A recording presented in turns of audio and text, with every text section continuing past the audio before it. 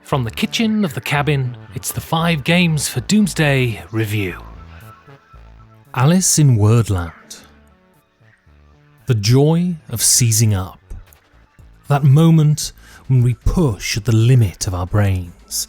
We marshal the neurons to fire, to crackle across the cerebrum to the pursuit of one goal, and it stops. Our eyes widen and we look to the page, the screen, or those around us. We beam at the sheer hilarious frustration at not being able to work it out or recollect it.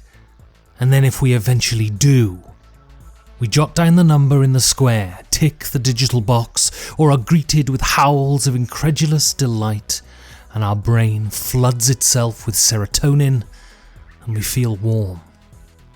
This is the reason for crosswords, Sudoku or pub quizzes. We love that feeling of banging up against the sides of our skulls. We love the frustration of imminent failure, and we especially love when the levees burst and we find the answer. We do love the failure too, though. The opportunity to harangue or be harangued, to fail safely, to fall upward, or to just take the piss out of our friends. It's all about a reconnection to our original purpose in a world that has stripped us of that. The mental gymnastics we participate in replace the competition of the savannah. The satisfaction at the right answer is a facsimile of the satisfaction of surviving another day. Our DNA, the real reason for our existence, pushing us on to achieve. Where once it was a flint-tipped spear through the neck of an antelope, now it's 14 across, 2 trendy donkeys, 8 letters. This is where the party game lives. The gurning at knowing the answer and not being able to speak. The annoyance at your partner's inability to say a word beginning with P. The joy in party games comes from the easy made difficult, and the best way to do this is to utilise time. Append the adequate time restriction to any task and it becomes teeth-grindingly difficult. When the spotlight of time shines into your eyes, will you freeze or scamper away to safety? Alice in Wordland is a party game that leverages the difficulty of time and elicits groans, exhalations, and the guffaws and imprecations of schadenfreude. In Alice in Wordland, players take on the roles of various guests at the Mad Hatter's tea party and take the opportunity to participate in some light parlour games between rounds of cucumber sandwiches. The top card of 3 separate decks are revealed and placed face up. Each of them has a letter on it, and that can't be uttered this round. There is a deck of cards with round topics and a gloriously absurd pink and white teapot with a button on top that when pressed plays a tune for 10 or 15 seconds. It's in these seconds that you have to say a word that conforms to the rules as stated. Players are also dealt role cards that confer special powers that let you do things like give yourself more time or throw roadblocks in front of your opponents.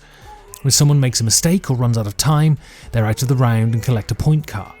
When there's only one player left, the round ends. Then rolls are passed to the left, points for that round tallied, and the game moves on with a new subject and new letter restrictions. When everyone has played every roll, points are added together and the person with the most wins. Alice in Wordland is one of those games that does so much with so little. The rules are immediately graspable, but the game paints vivid pictures with such a limited palette. This is a game that is entirely about the joy of seizing up. The simple act of recalling a word and the joy that being able to do such a typical thing produces. We see our limitations as things there to plague us, but they can also be used to produce fun. It is the wonderful flexibility of the human animal that can turn shit into shinola. Games like this utilise human fallibility to produce belly laughs and groans, and Alice in Wordland is wonderful at this. Sure, there is an element of playful mocking when you inevitably fail, but there's no time to feel victimised, because within seconds you can visit the same level of epic efficacy onto your opponents. In this game, revenge is a meal best served piping hot. There's also real fidelity to theme here. There are Twitter morons who will insist that thematic coherence, whatever that means, is crucial to a game, and of course this is utter dross. But it can elevate a game when there is some recognition of the theme. This is a game that feels like a Mad Hatter's Tea Party, with its insufferable music, random words being yelled across the table, and the exchange of roles feels like the directive to change places. This is a game that understands its theme and uses it well. A word does have to be said about the plastic teapot. I'm usually very much against such frippery in games, but things can't be criticised when they're essential. This is the time in the game.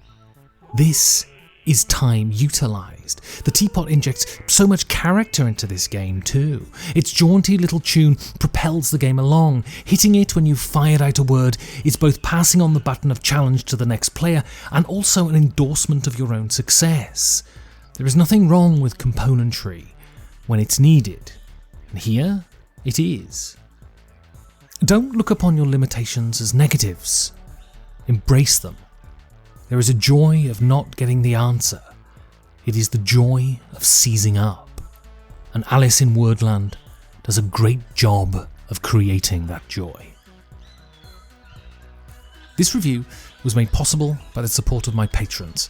You can become one too by going to patreon.com/5G4D. Thank you for listening.